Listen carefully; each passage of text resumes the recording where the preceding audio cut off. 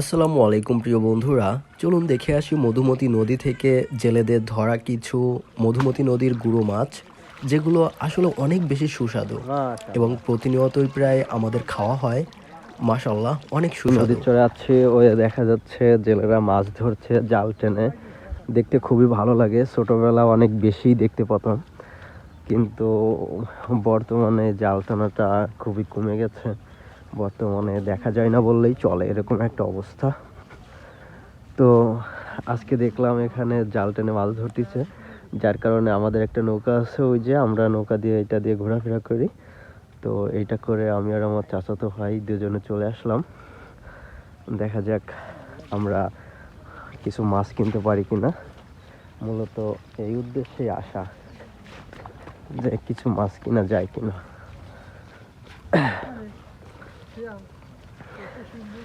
এই মাছ ধরা দেখতে আসলে অনেক বেশি ভালো লাগে।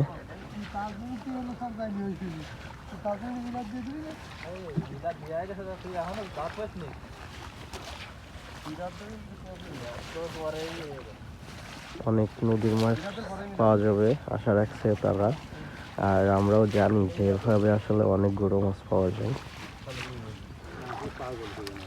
কে পাগল কবি কে?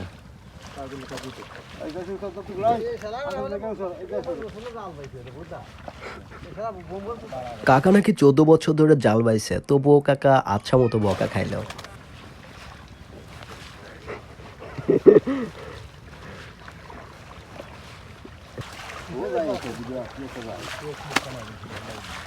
ম্যাক্সিমামই তো পিএলই মাছ দেখা যাচ্ছে নাকি?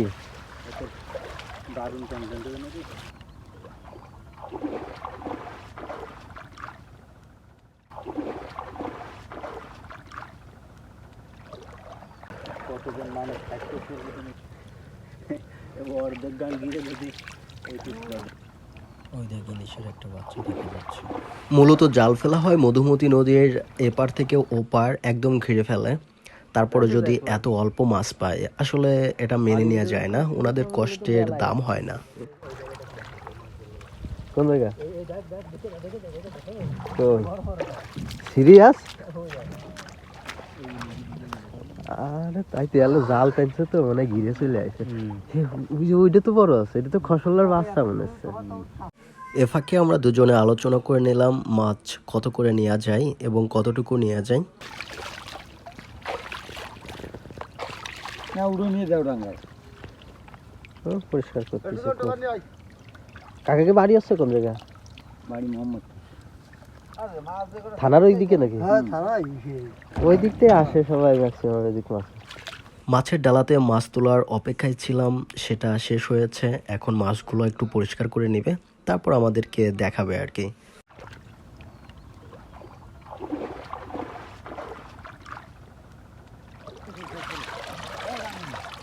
মাশাআল্লাহ।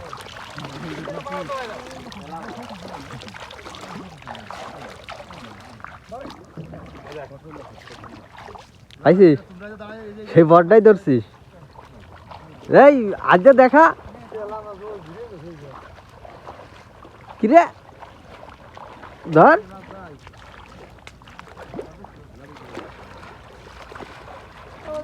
আইছিস? কালার ছোটবেলা কত ডেকসি নিয়ে আইছি রে মাছ মারার জন্য। দামদার কর। কত কত করে সব করে নেবেন? কত কত করবেন? যাওয়াই দাম আছে, মাছ বানাই কয়টা দেন কোন? এই যে আছে তালা হুরে না দেখলে নি ও ডালেন না কোন সে মাছটা? কে বলে ওই গুনা ও এ কে বলতে? এই হলো পালা করেন নাই পালা পর্যন্ত নাই। কেজি খানিক কি হবে না? কতটুক কেজি? কেজির বেশি?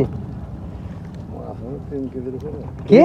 আমাদেরকে আসলে বোকা চৌধুরী ভেবেছিল, যার কারণে বলেছিল মাছ হবে 3 কেজি, কিন্তু আসলে এখানে তো মাছ 3 কেজি সম্ভব ছিল না। তাই আমরা আর কি দাম না বলেই চলে এসেছিলাম। আমাদের ধারণা ছিল মাছ হবে 2 কেজি। আবার যাব, দাম বলবো, তারপর দিলে আমরা চলে যাব আর কি নিয়ে। লাস্ট কাকাদের সাথে দামাদামি ফাইনাল করলাম। কাকারা চেয়েছিল 1000 টাকা, আমরা 750 টাকা বললাম। তারপর কাকারা দিল আর কি একটু গড়িমসি করে। এবার আমাদের প্যাকেটে মাছগুলো তুলে দিচ্ছে, সে অপেক্ষায় আছি। তারপর আমরা নিয়ে আমাদের গন্তব্যে চলে আসবো। আমাদের মাছ কিনা শেষ, এখন তারা জাল গোছাচ্ছে।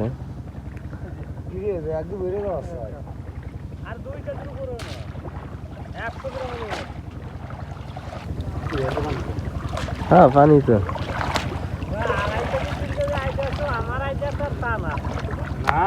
আর 2.5 কেজি 3 কেজি হবে না কাকা।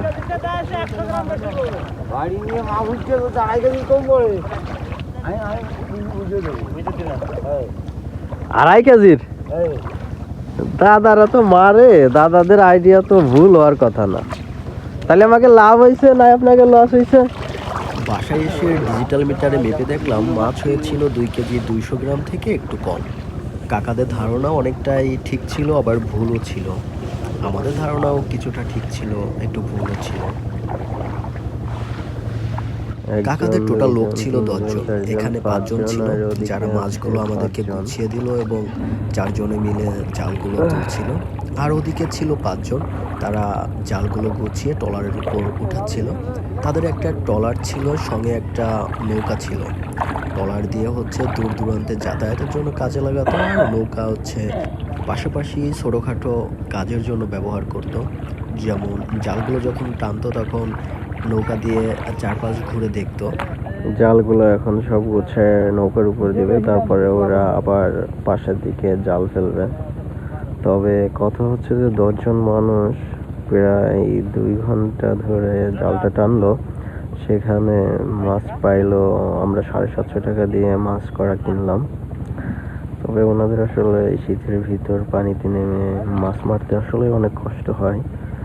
তারপরও জীবিকা নির্বাহের জন্য যেহেতু এনাদের একটা পেশা, সব খাওয়াতে আসলে মেলা মাছ পাবে না, এটাই স্বাভাবিক।